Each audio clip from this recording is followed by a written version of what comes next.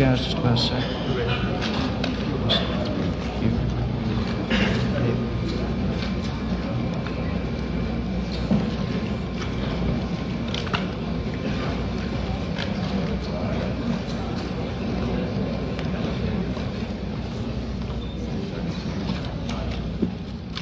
Ladies and gentlemen, welcome to the Manned Spacecraft Center.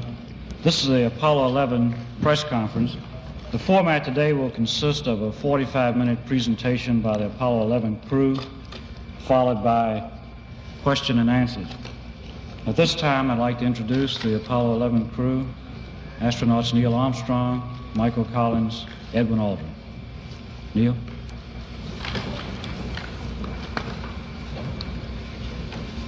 It was our pleasure to have participated in one great adventure. It's an adventure that took place not just in the month of July, but rather one that took place in the last decade. We all here and the people listening in today had the opportunity to share that adventure over its developing and unfolding in the past months and years. It's our privilege today to share with you some of the details of that final month of July that was certainly the highlight for the three of us of that decade. We're going to divert a little bit from the format of past press conferences and talk about the things that interested us most, in particular the things that occurred on and about the moon. We will use a number of films and slides which most of you have already seen, and with the intent of pointing out some of the things that we observed on the spot which may not be obvious to those of you who are looking at them here from the surface of Earth.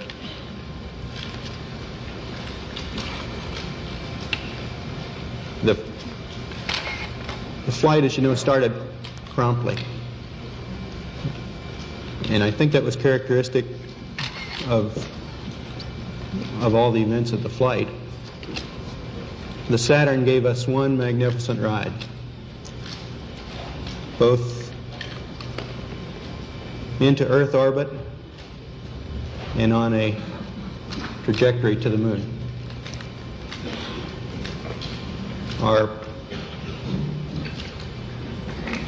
Our memory of that actually differs little from the reports that you have all heard from those previous Saturn V flights, and the previous flights served us well in preparation for this flight in the boost as well as the subsequent phases.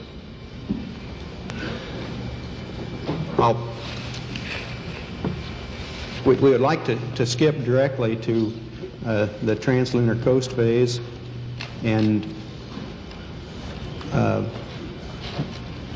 remind ourselves of the long chain of events that actually permitted a landing, starting with the undocking,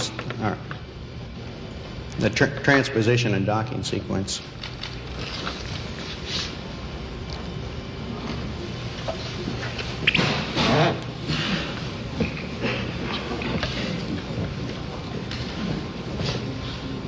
This was our first look at the magnificent machinery which had been behind us up until this point, the booster.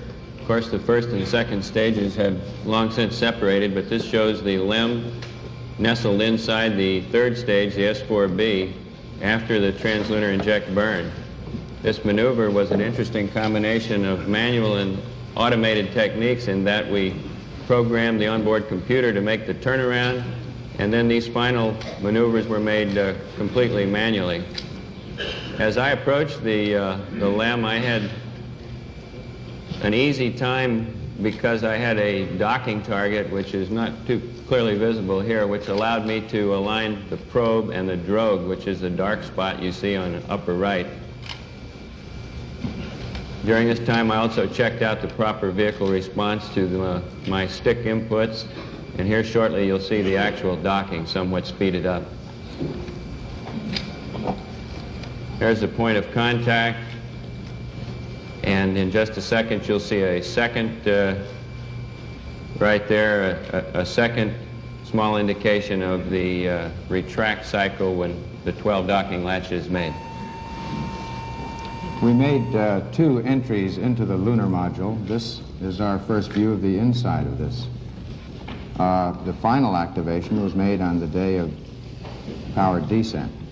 On the 2 previous days, when we entered, we removed the probe and drogue and found that we had a rather long tunnel between the 2 vehicles. On entering the lunar module, one had to do a slight flip maneuver or a half gainer to get into position for the lunar module, of course, is in a sense upside down relative to the command module. This is in lunar orbit, showing the separation of the lunar module from the command module as viewed through my window. This was a busy time for me in that I was taking these motion pictures through the right-hand window. At the same time, I was taking still photos through the left-hand window, and also flying my vehicle and probably poorly, and taking a close look at the LEM as he turned around. My most important job here was to make sure that all his landing gear were down and properly locked prior to his descent and touchdown. This is his yaw maneuver, and the white dots you see are the landing gear pads. This gives you a better idea of the detail available with the 70 millimeter. Of course, this is a still, and shows the LEM either right side up or upside down. I'm not sure which. It looks more like, to me, it looked more like a praying mantis than it does a first-class flying machine in this view, but it was a beautiful piece of machinery. The landing gear are at the top, and you can see the probes which indicate lunar contact as thin wires extending upward from the landing gear. Of course, before we could undock, as is shown in this picture, we had to complete the activation. Now, the day before we undocked, we entered the LEM and went through an entire switch configuration check, and we exercised the various communication modes. In retrospect, since we did have a little bit of communication problems on the following day during powered descent, we would recommend that we might make a more thorough check of this on the day before descent. On the day that we did finally enter the LEM for the landing maneuver, we went through a staggered sequence of suiting, and we found that with all the simulations that we had run back here in Houston, or with Houston tied with our simulations in the Cape, that we were quite confident that we would be able to complete this LEM activation in the given time period, which was approximately 4 hours. We managed to get 30 minutes ahead of the time, and it allowed us to get a more accurate platform alignment check at one point.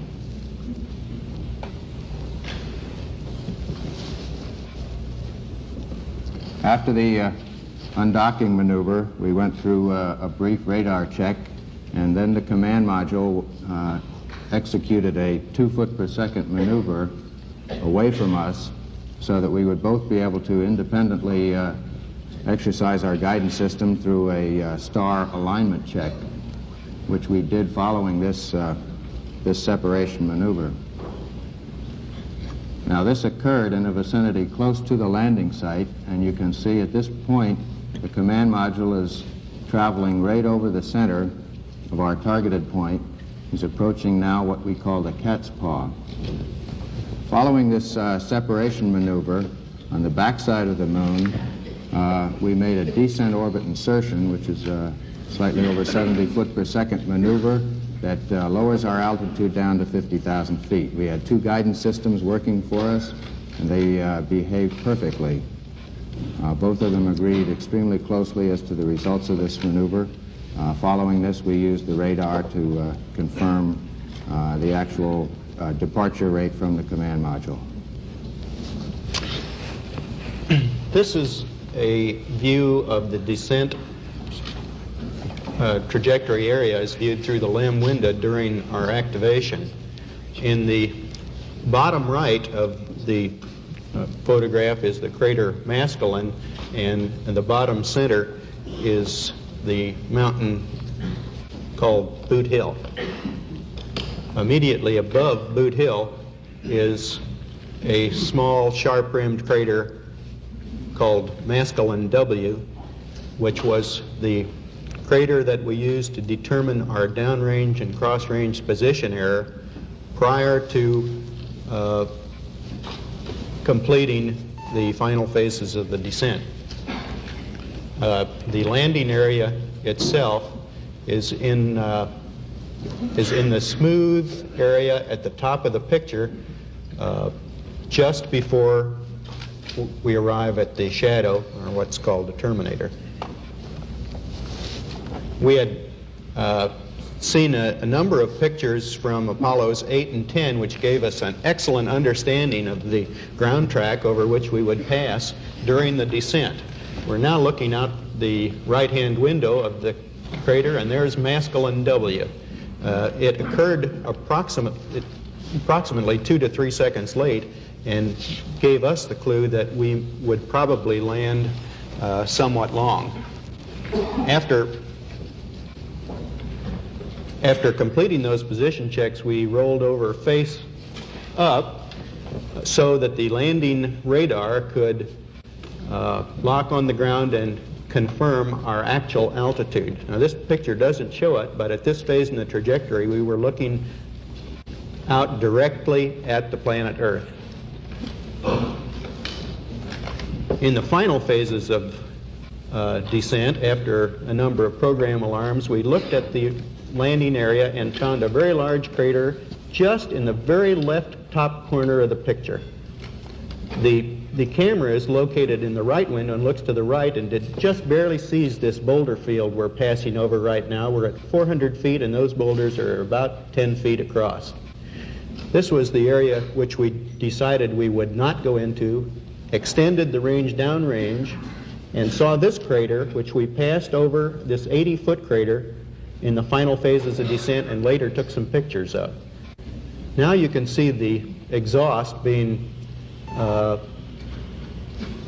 the exhaust dust being kicked up by the engine, and this was some concern in that it degraded our ability to determine not only our altitude and altitude rate in the final phases, but also, and probably more importantly, our translational velocities over the ground. It's quite important not to stub your toe during the final phases of touchdown.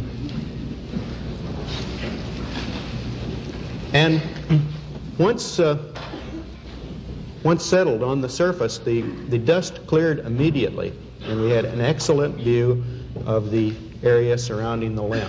This is the view out the left window. It shows a cratered surface, pockmarked with craters up to 15, 20, 30 feet, and many smaller craters down to a diameter of 1 foot. And of course, the surface was very fine-grained. We could tell that from our view out the window, but there were a surprisingly large number of rocks of all sizes. This is the view out the right window. Up close to the horizon, you see a boulder field that was probably deposited by some of the impacts in the craters that were behind us. You see, most of the craters have rounded edges. However, there is a variation in the age of these, as we can tell by the sharpness of the edge of the crater. The general color of the terrain, looking down sun was a very light tannish color. This blended as we looked more cross sun to a more sharper, well-defined features and more of a gray color. During the initial time period after touchdown, we went through various sequences to prepare us for immediate abort or liftoff if we found that that was necessary. We found we had to vent the fuel and oxidizer manifolds a good bit earlier than we had thought. We went through these various checks and prepared for one liftoff that would occur about 21 minutes after the beginning of powered descent. The ground gave us a stay during this period. We did not have to make use of that. We then proceeded at that point into our simulated countdown, which consisted of checking our guidance systems. We made use of a gravity align feature where the inertial platform of the primary guidance would use the gravity vector to determine the local vertical. We would then compare this with the alignments that we had previously. We also made use of the stars through the telescope and aligning a crosshair by rotating the field of view until the crosshair superimposed on the star. This would give us the angular measurement of the star within the field of view of the telescope. We then determine the distance out by aligning another reticle spiral on this. We went through an averaging technique on board and then fed this information into the computer, and this came up with our various alignment checks. This was all in preparation for a possible liftoff that would occur about 2 hours after touchdown as Mike and Columbia came over for the first revolution. The ground network gave us a stay, and we continued briefly through the remainder of this checklist in our simulated countdown. And at this point, we terminated and powered down many systems on board the spacecraft and went into an eat period.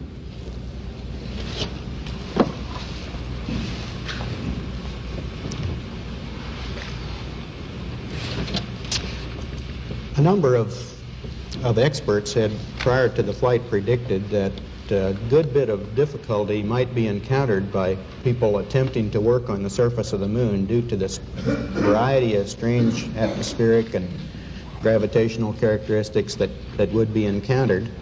It was, in fact, in our view, preferable both to weightlessness and the Earth's gravity.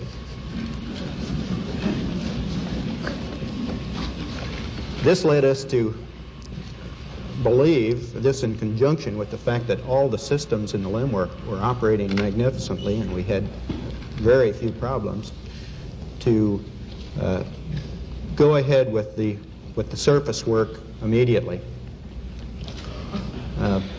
We predicted that we might be ready to leave the LEM by 8 o'clock, but those of you who followed on the ground recognize we missed our estimate by a good deal.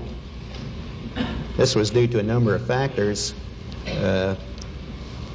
One, we had house cleaning to perform, food packages, flight plans, and all the items that we'd used in the previous descent to be stowed out of the way and prior to depressurizing the lunar module. It took longer to depressurize the lunar module than we had anticipated, and it also took longer to get the cooling units in our backpacks operating than we had expected. In substance, it took us approximately an hour longer to get ready than we had predicted.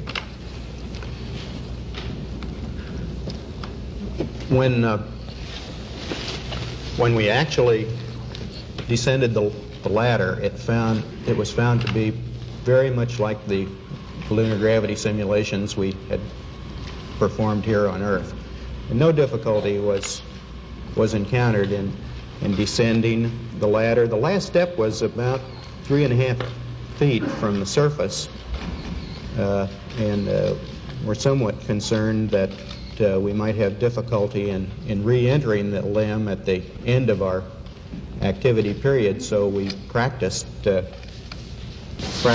before doing the exercise of bringing the camera down, which took the subsequent surface pictures. Here you see the camera being lowered on what might be called a Brooklyn clothesline. I was operating quite carefully here because immediately to my right and off the picture was a 6-foot deep crater, and I was somewhat concerned about losing my balance on the steep slopes. The other item of interest in the very early stages of EVA, should it have been cut short for some unknown reason, was the job of bringing back a sample of the lunar rocks, and these photographs show the collection of that initial sample into a small bag, and then that bag being deposited in my pocket. This was the first of a number of times when we found two men were a great help. I quickly put up the TV camera.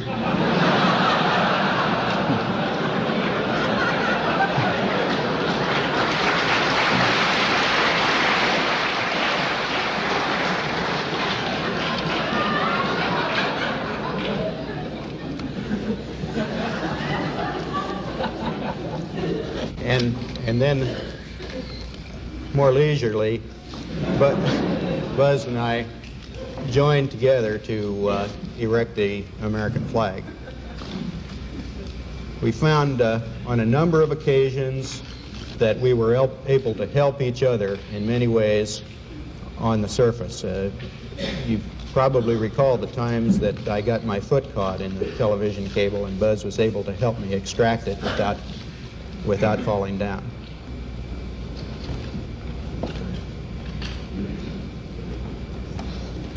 We had some difficulty at first getting the pole of the flag to remain into the surface.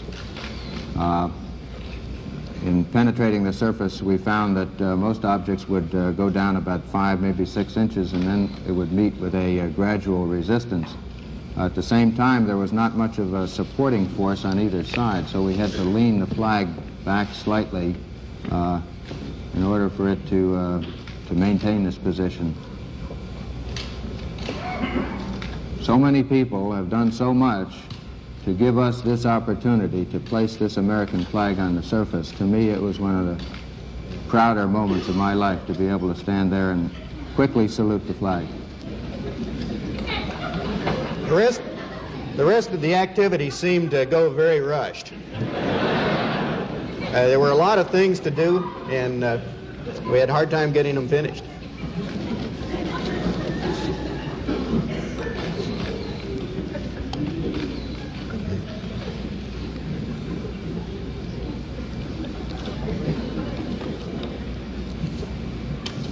We did find that mobility on the surface was, in general, a good bit better than perhaps we had anticipated it. There was a slight tendency to be more nearly toward the rear of a neutral, stable position.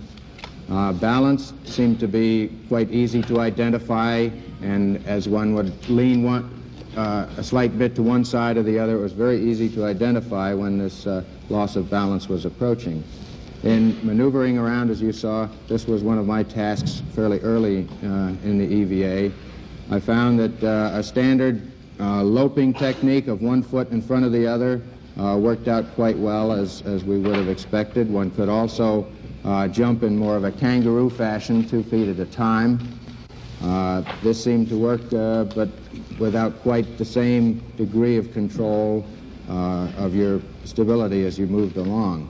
We found we had to anticipate 3 to 4 steps ahead in comparison with the 1 or 2 steps that are ahead when you're walking on the Earth. We had very little trouble,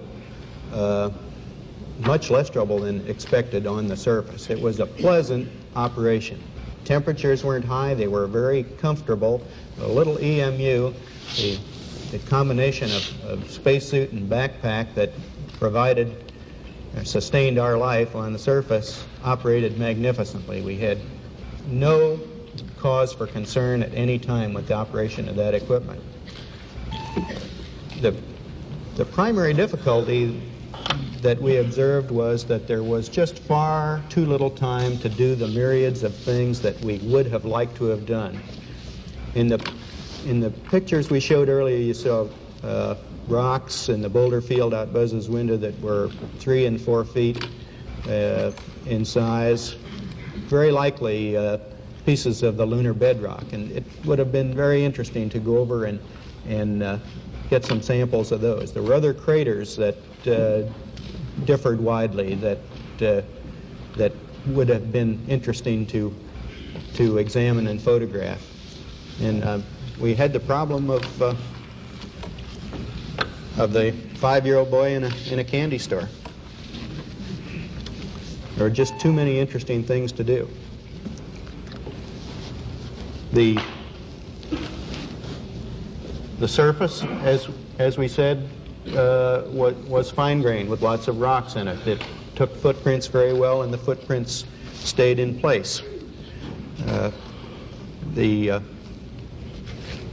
LEM was in good shape and exhibited no damage from the landing or the descent. It's a picture of the ladder with the well-known plaque on the primary strut. There was a question as to whether the LEM would sink in up to its knees. It didn't, as you can see. The foot pad sunk in perhaps an inch or two. And the probe in this picture was folded over and sticks up through the sand in the bottom right-hand corner, showing that we were indeed traveling slightly sideways at touchdown.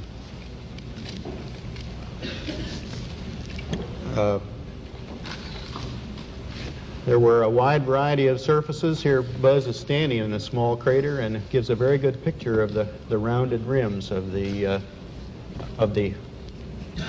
what we believe are very old features. The LEM was in a relatively smooth area between the craters and the boulder fields, and we had some difficulty in determining just what straight up and down was. Our ability to pick up straight up and down was probably several degrees less accurate than it is here on Earth, and it caused some difficulty in having things like our cameras and scientific experiments sometimes not maintain the level attitude we expected.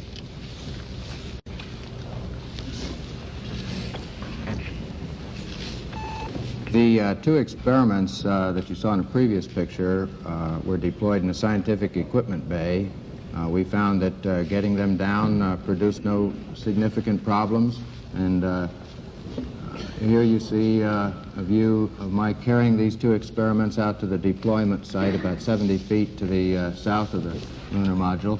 You have a very good view of the varying depths of this upper surface layer. You see that along the crater rim, the small crater rim off to my left, along this the upper surface appears to be about 2 to 3 inches, and the subsurface has a slope that is rather ill-defined, and one has to be very careful in threading your way around these very small craters. Any long excursions, I feel, would take a good bit of attention as you're moving along to avoid walking along or down the slope of some of these smaller craters.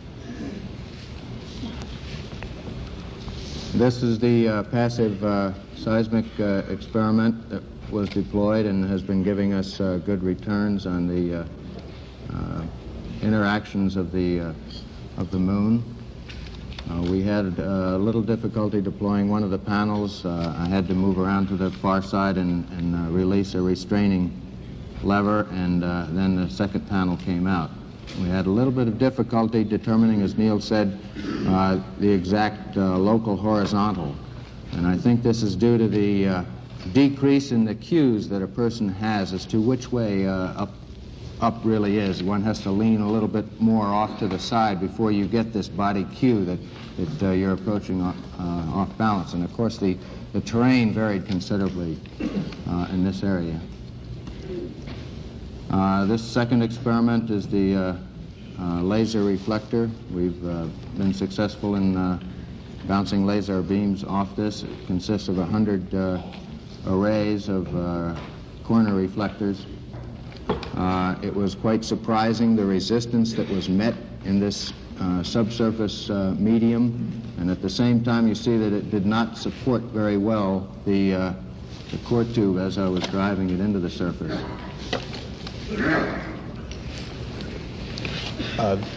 This is a double picture. It's actually a stereo picture of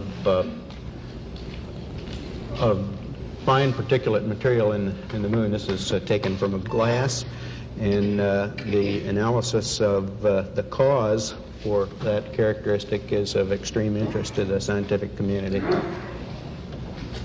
Second picture taken with that scientific camera shows the nature of the clods of lunar surface material. And this picture shows the 80-foot crater, which that you observed earlier in the motion picture footage during the final phases of descent. We had very much hoped that this crater would be deep enough to show the lunar bedrock. It was about 15 or 20 feet deep, and although there are rocks in the bottom, there are no evidences on the inner walls of actually getting a picture or a view of the lunar bedrock. We deposited several items on the lunar surface. I'm sure you're aware of these. One was a disk with 73 messages from nations of the world.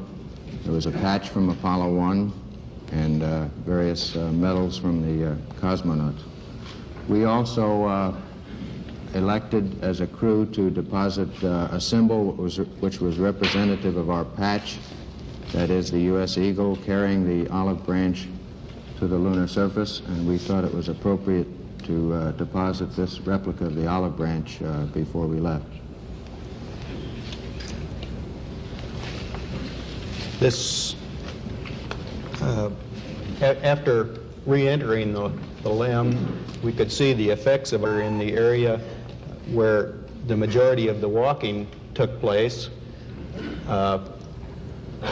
However, in the left side of the picture where it is not as dark, there was also a good bit of walking, and so that indicates that the walking probably just increases your ability to notice the effects of the strange lighting that Buzz talked about earlier, where the cross-sun lighting is a good bit darker than the down sun.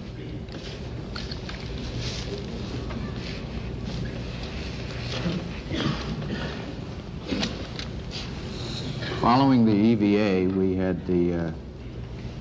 we had a sleep period, which, in a word, didn't go quite as well as we thought it might. We found it was quite difficult to keep warm when we pulled. Rather difficult for us to sleep. You see, mounted in the right-hand window, the 16-millimeter camera as it was mounted for taking the pictures on the surface. Following the sleep period, as we're approaching the liftoff point, we progressed with a gradual power-up of the lunar module, which included another star alignment up in front of the instrument panel that was used to record the various messages that were sent up to us, the whole host of numbers for the particular maneuvers that were coming up that we would copy down. We'd log these on that sort of a data sheet.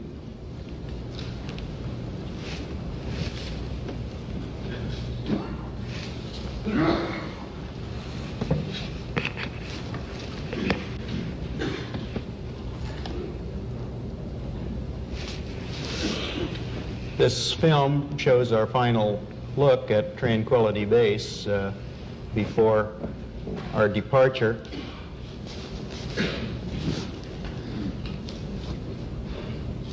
And the ascent was a great pleasure. It was very smooth.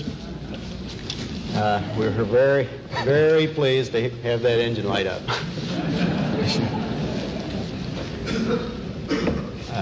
Gave us an excellent view of our takeoff trajectory and Tranquility Base as we left. And at all times through the ascent, we could pick up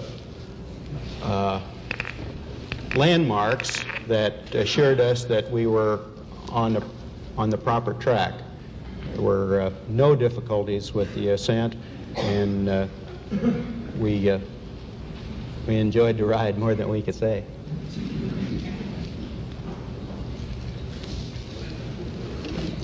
Both guidance systems agreed very closely when we were finally inserted into orbit. I believe there was something on the order of a half a mile or 7/10 of a mile difference in the apogee in the resulting orbit. Following an alignment check after insertion into orbit, we proceeded with gathering radar data of relative positions between the two vehicles.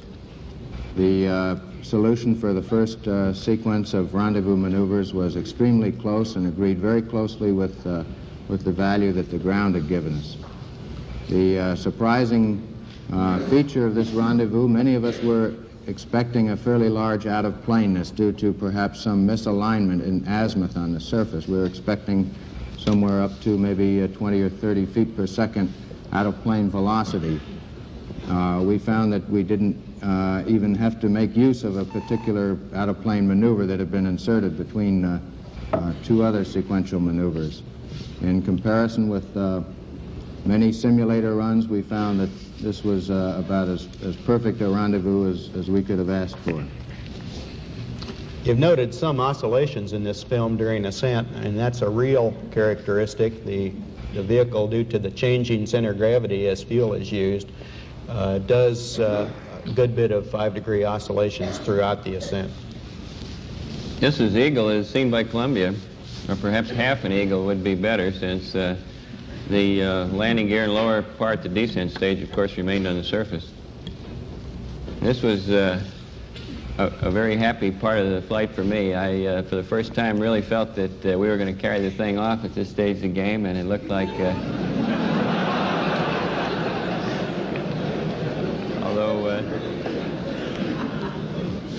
although we were far from home, we were a lot closer to it than the pure distance might indicate. Neil's making the initial maneuvers here to get turned around, and then again I do the final docking. This is somewhat swifter than real time. The probe, the dark funnel on the top of the LEM, and the docking target below it and to the left in the lighter portion of the LEM. As Buzz said, the rendezvous was absolutely beautiful. They came up from below absolutely as if they were riding on rails. There was absolutely no disturbance or any off-nominal effects during the last part of the rendezvous.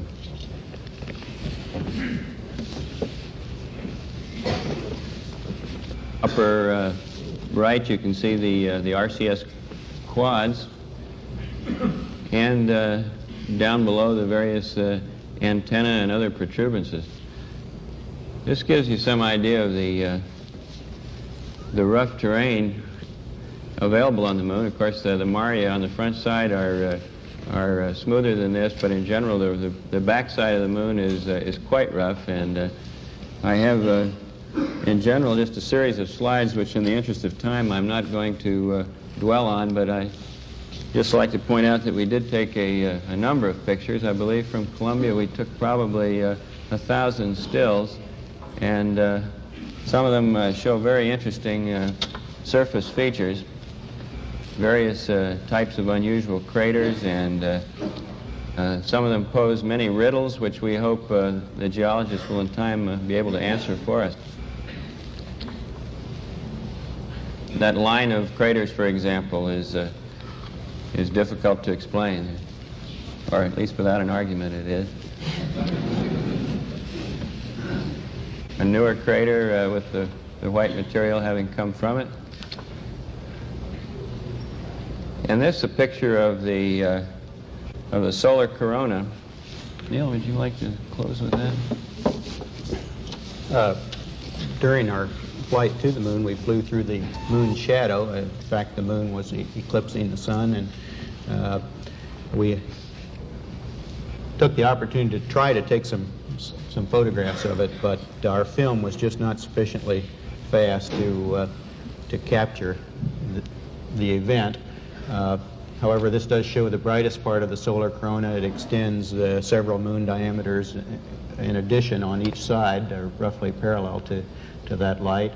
But the striking thing to us as observers was not the solar corona, but the moon itself. Of course, it was dark, unilluminated by the sun, but it was illuminated by the Earth.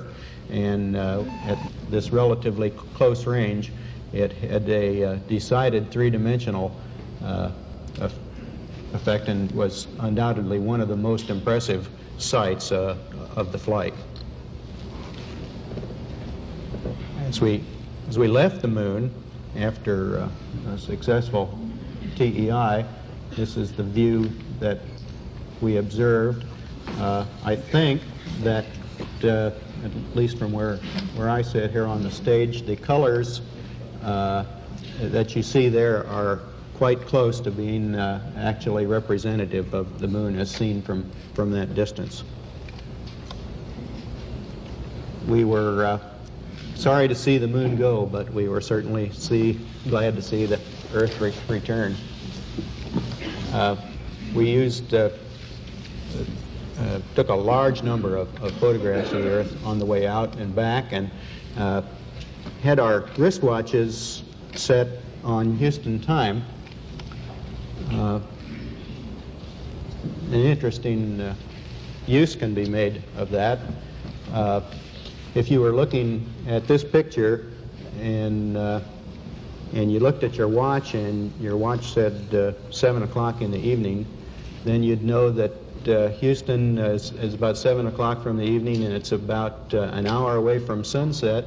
So it would be about 1/24th of an Earth's circumference away from the shadow, which is just about 15 degrees there. So at any time, by looking at a wristwatch and looking down at the Earth, we knew what was underneath the clouds, and it aided us in some ways in picking out what we should be seeing.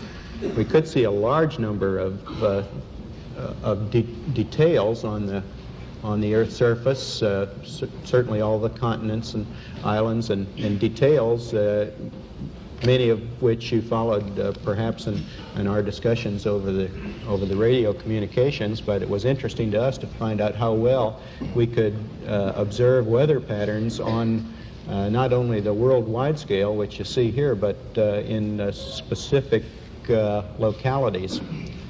This particular shot does show the coast of North America, the equatorial cloud layers, what we think is probably an intertropical convergence zone, and cirrus clouds over the Antarctic.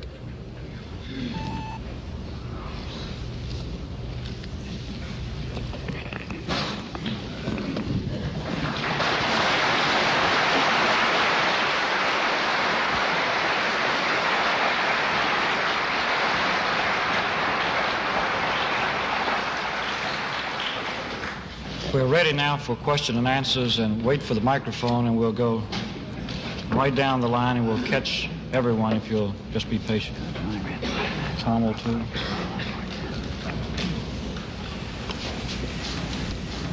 How much time did you have left in your life support backpacks at the time you got back on board LEM?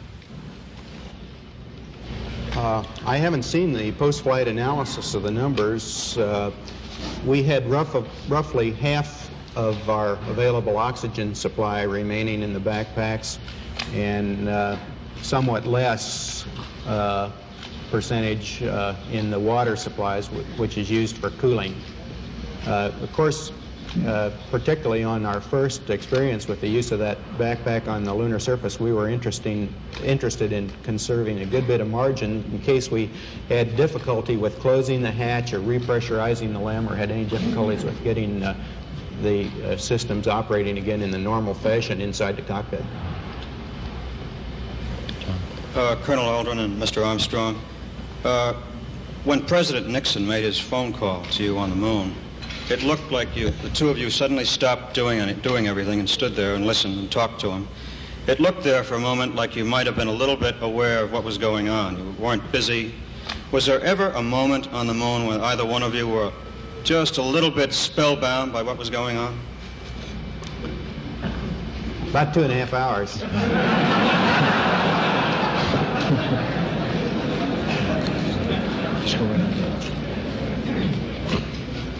I'd like to ask Neil Armstrong when he began to think of what he would say when he put his foot down on the lunar surface, and how long he pondered the statement about a small step for man, gigantic leap for mankind.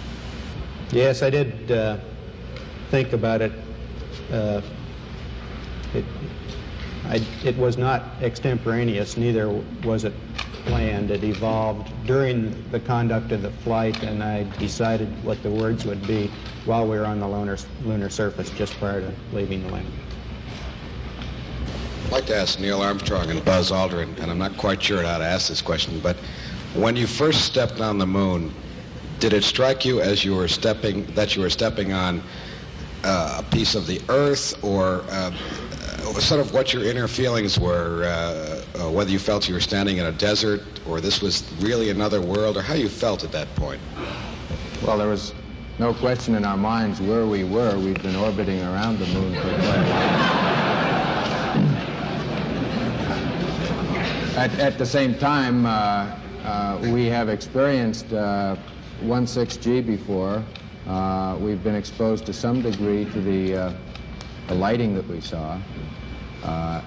However, this was, in my case, an extremely foreign situation with the stark nature of the light and dark conditions.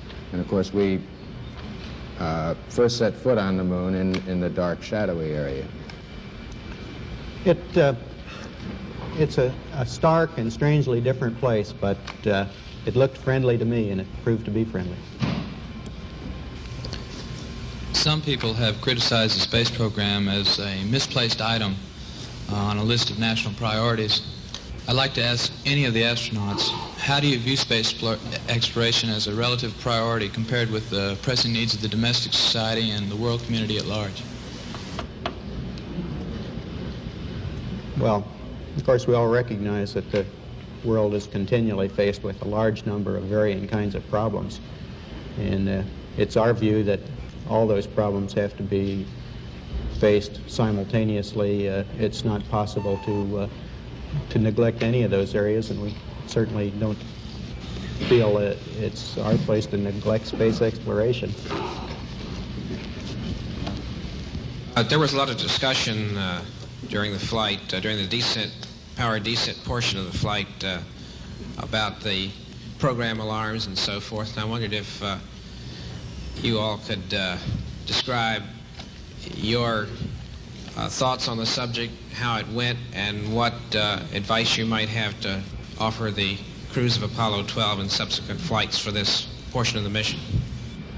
Well, I think we pretty well understand what caused these program alarms. It was the fact that the computer was in the process of solving the landing problem, and at the same time we had the rendezvous radar in a powered-up condition, and this tended to add an additional burden to the computer operation.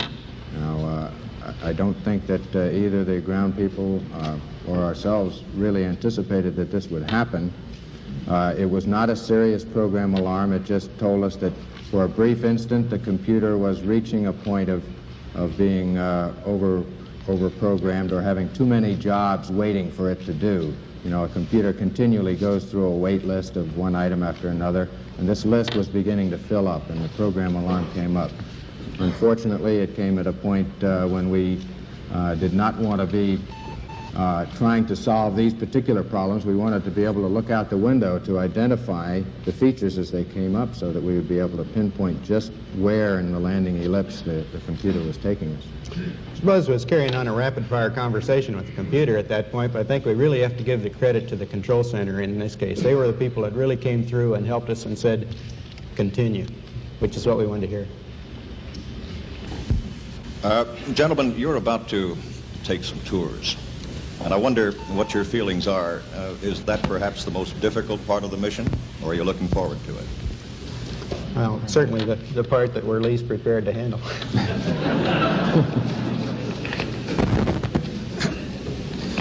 What do you consider the most important piece of advice and recommendation that you will give the Apollo 12 crew before the takeoff for the moon in November, gentlemen?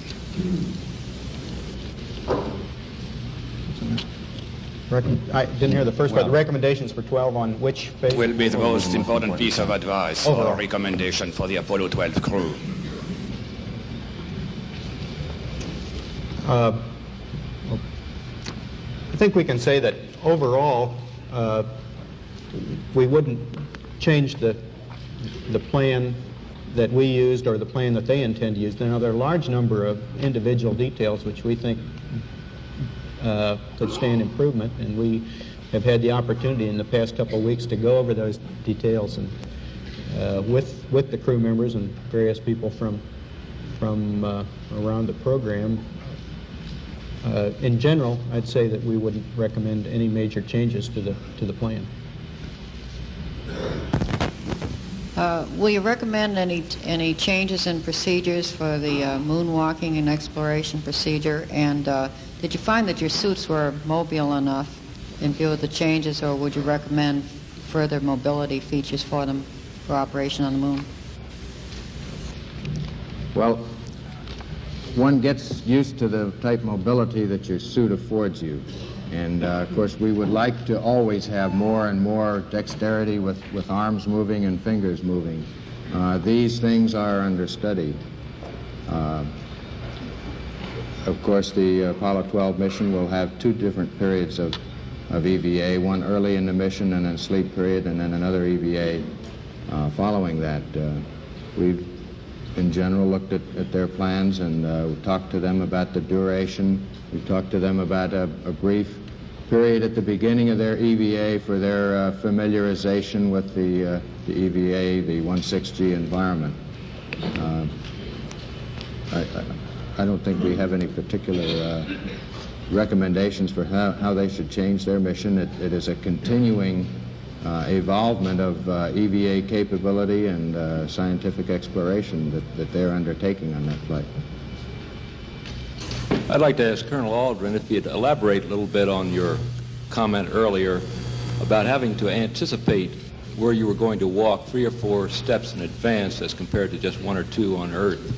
Did you mean that in respect to avoiding craters or deep pits or what?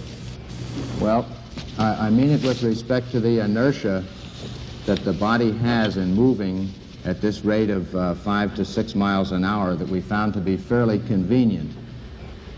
Due to the reduced force of gravity, your foot does not come down so often, so you have to anticipate ahead and control your body movement.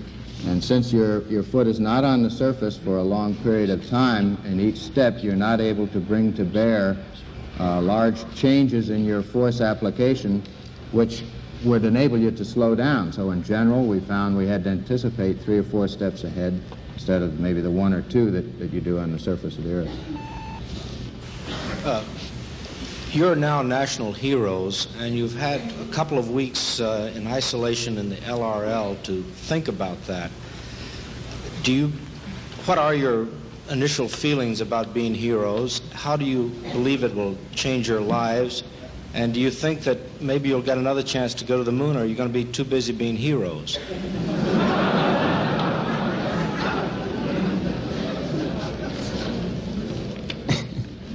I know. Probably get an answer to that question. I might have to spend as long preparing as we had to prepare for Apollo 11. In the Lunar Receiving Laboratory, we did have very little time for meditation, it turns out. We were quite busy throughout the time period with the same sorts of things that the crews of past flights have done after their flights. The debriefing schedules and writing the pilot reports and getting all the facts down for use of all the people who will include that in future flights. I'm struck from the movies and the still pictures by the difference in the very hostile appearance of the moon when you're orbiting over it or some distance from it, and the warmer colors and the apparently relatively more friendly appearance of it when you're on the surface. I'd like to ask Colonel Collins if he gets that same impression from the pictures, and the two of you who were on the moon, what impression you have along those lines. Well, the moon changes character as the angle of sunlight striking its surface changes. At very low sun angles, close to the terminator, at dawn or at dusk, it has the harsh, forbidding characteristics which you see in a lot of the photographs. On the other hand, when the sun is more closely overhead, a midday situation, the moon takes on more of a brown color, it becomes almost a rosy-looking place, a fairly friendly place, so that from dawn through midday through dusk, you run the whole gamut of it. It starts off very forbidding, becomes friendly, and then becomes forbidding again as the sun disappears. Neil, were you and Buzz, did you have the feeling you were getting a little low on fuel during the landing? Were you concerned at that point about being low on fuel? And the second part of it, I suppose, for Buzz is, out of your experience, how tough do you think pinpoint precision landings will be on the lunar surface on future flights? Okay, yes, we were concerned about running low on fuel, and the range extension that we did to avoid the boulder field and craters, we used up a significant percentage of our fuel margins, and we were quite close to our legal limit.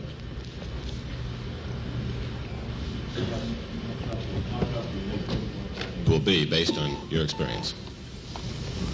Well, I think it requires some very pinpoint determination of the orbit that the vehicle is in before it begins powered descent, and this requires extreme care in making sure that the ground tracking, because the entire descent is based upon the knowledge that the ground has and puts into the onboard computer of exactly where the spacecraft is. And this starts several revolutions before and then is carried ahead as the computer keeps track of its position.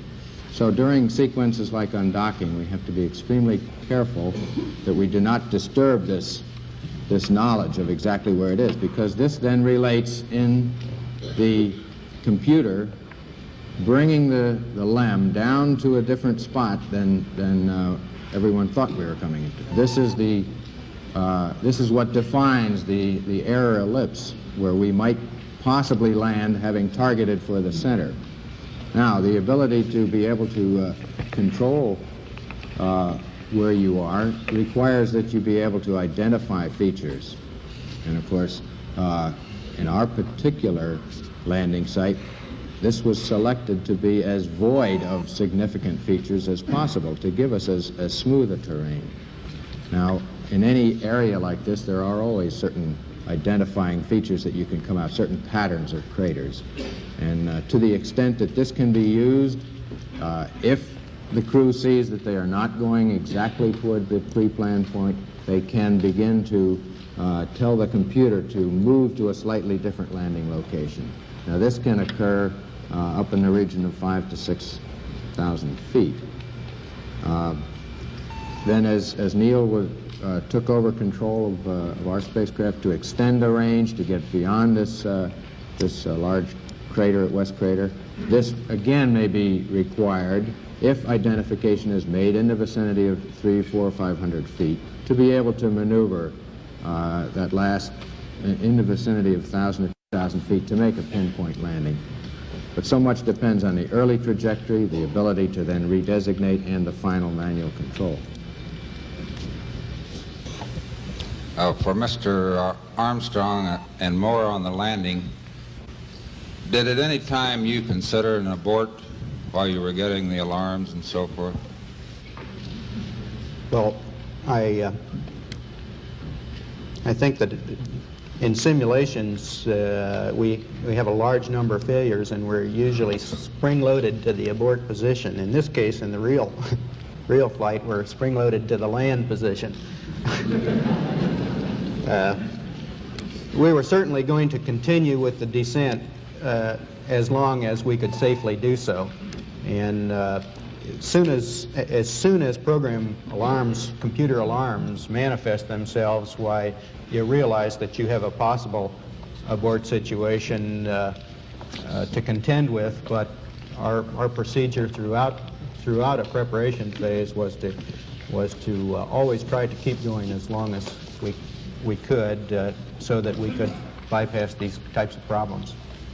The computer was continuing to issue guidance throughout this time period and was continuing to fly the vehicle down in the same way that it was programmed to do. The only thing that was missing during this time period is that we did not have some of the displays on the computer keyboard, and we had to make several entries at this time in order to clear up that area. Would the crew consider a moon mission of a similar nature again, or would you prefer to have some other kind of a mission? And secondly, I think this question was asked, but I didn't get the complete answer. How do you propose to restore some normalcy to your private lives in the years ahead? I wish I knew the answer to the latter part of your question. Kind of depends on you.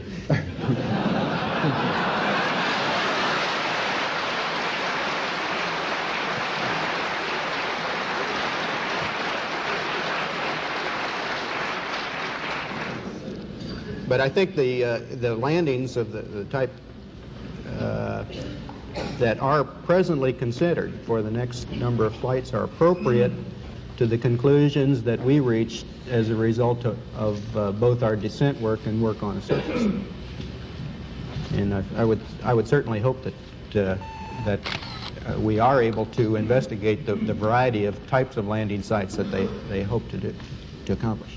I have two brief questions I'd like to ask, if I may.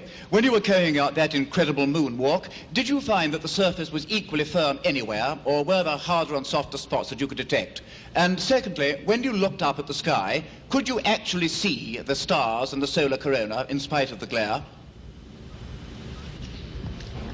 The first part of your question, the surface did vary in its thickness of penetration. Somewhere in rather flat regions, the footprint would penetrate perhaps a half an inch or sometimes only a quarter of an inch and gave a very firm response. In other regions near the edges of these craters, we could find that the foot would sink down maybe 2, 3, possibly 4 inches. And in the slope, of course, the various edges of the footprint might go on up to 6 or 7 inches, and compacting this material would tend to produce a slight sideways motion as it was compacted on the material underneath it.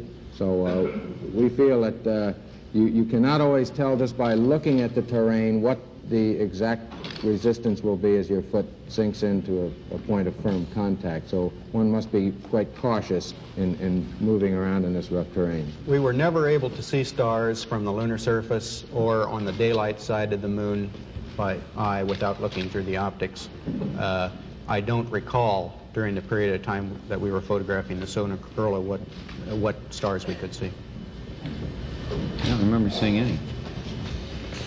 Neil, you were a little bit concerned, you said, about stubbing your toe at the point of landing because the surface was obscured by dust.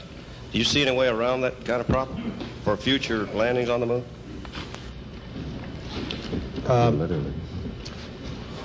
I think the simulations that we have at the present time to enable a pilot to understanding the problems of a lunar landing, that is the simulator and the various lunar landing training facilities and trainers that we have will do that job sufficiently well. Above that, I think it's just a matter of pilot experience. This is for Neil Armstrong. You said earlier in your presentation that masculine W occurred about 3 seconds late, giving you the clue that you might land somewhat long. Now, this was before you got to Highgate, so that it had nothing to do with maneuvering to find a suitable place to land. I'm wondering what would have caused this 3 seconds late. Did it have something to do with the time that you began powered descent, or what? Well, the time that we started powered descent was the planned time, but the question is, where are you over the surface of the moon at the time of ignition? And where that point is largely determined by a long chain of prior events. Tracking that's taken place several revolutions earlier, the slight maneuvers that have been done in checking out the reaction control systems, the undocking and the ability to station keep accurately without ever flying very far away from where the computer thinks you ought to be at that time. And of course, the little bit of dispersions in the maneuvers, such as the DOI burn on the backside of the moon that were not quite properly measured by the guidance system. Now, each of those things will accumulate into, in effect, an error, a position error at ignition, and there is no way of compensating until you get to final phase for that error.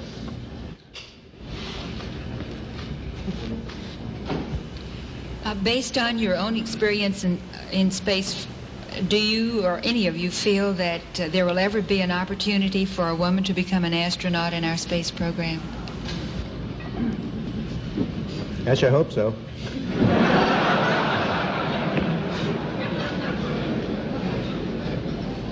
I'd like to refer back to something that Neil Armstrong said a while back, that there was so much out there you would like to have done. As it was, you ended up a considerable number of minutes behind schedule. Is that because the schedule was overloaded for the EVA, or can we expect all astronauts, when they reach the moon for the first time, to enjoy themselves and spend as much time doing so as you seem to? We plead guilty to enjoying ourselves. As Buzz mentioned earlier, we're recommending that we start future EVAs with a 15 or 20-minute period to get these kinds of things out of the way. Get used to the surface and what you see, adapt to the 16G and maneuvering around, and probably we just included a little more in the early phase than we were actually able to do. Two questions. Where did the weird sounds, including the sirens and whistles, come from during the trans-Earth coast? I believe ground control had asked for an explanation, saying it had come from the spacecraft. Secondly, I understand although low-angle lighting caused no problem walking around, there was a problem seeing obstacles in time when traveling at high speeds. I understand this might indicate the need for a flying machine rather than a rover for a long-distance lunar surface travel. Can you explain this? We're guilty again. We sent the whistles and bells. We had a little tape recorder, which we used to record our comments during the flight. In addition, play music in the lonely hours. And we thought we'd share that with the people in the control center.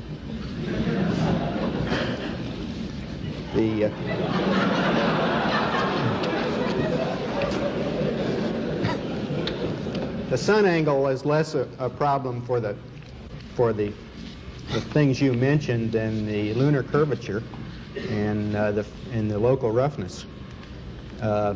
It seemed to me as though it was like swimming in an ocean with 6-foot or 8-foot swells and waves. In that condition, you never can see very far away from where you are. And this was even exaggerated by the fact that the lunar curvature is so much more pronounced. This is for Mr. Armstrong.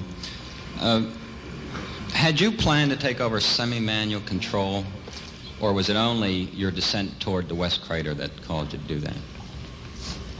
Notice the series of control system configurations that were used during the terminal phase were in fact very close to what we would expect to use in the normal case, irrespective of the landing area that you found yourself in. However, we spent more time in the manual phase than we would have planned in order to find a suitable landing area.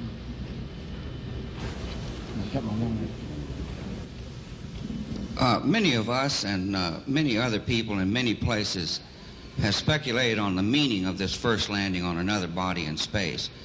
Would each of you give us your estimate of what is the meaning of this to all of us?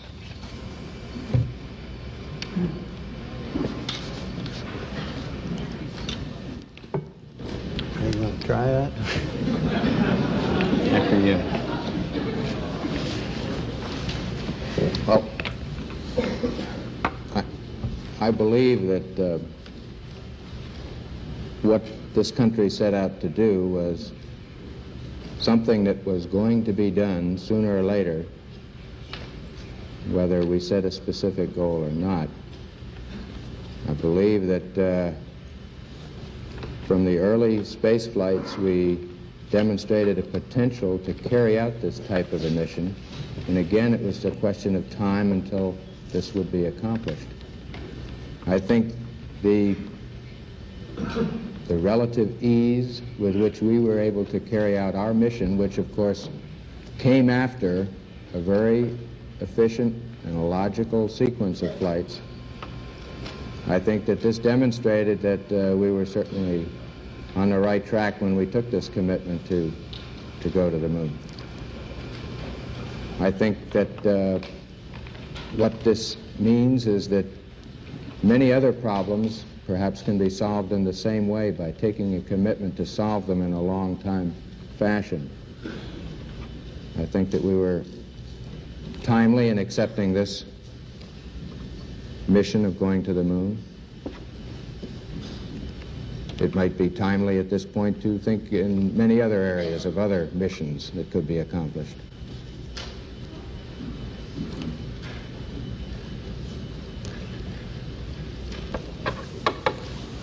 Well,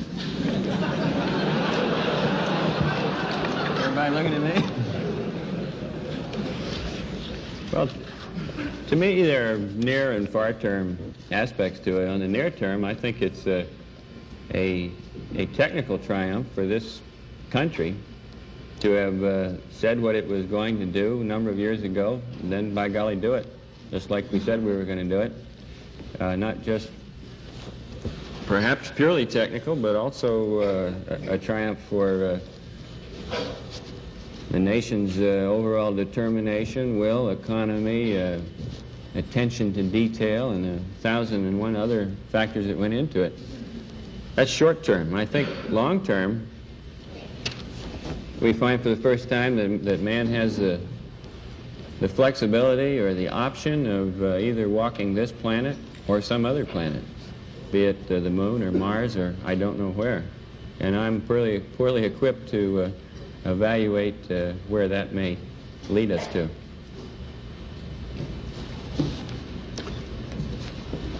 I just see it as a beginning, not just this flight, but in this program, which has really been a very short piece of human history. An instant in history, the entire program. It's a beginning of a new age. Neil, how much descent fuel did you have left when you actually shut down?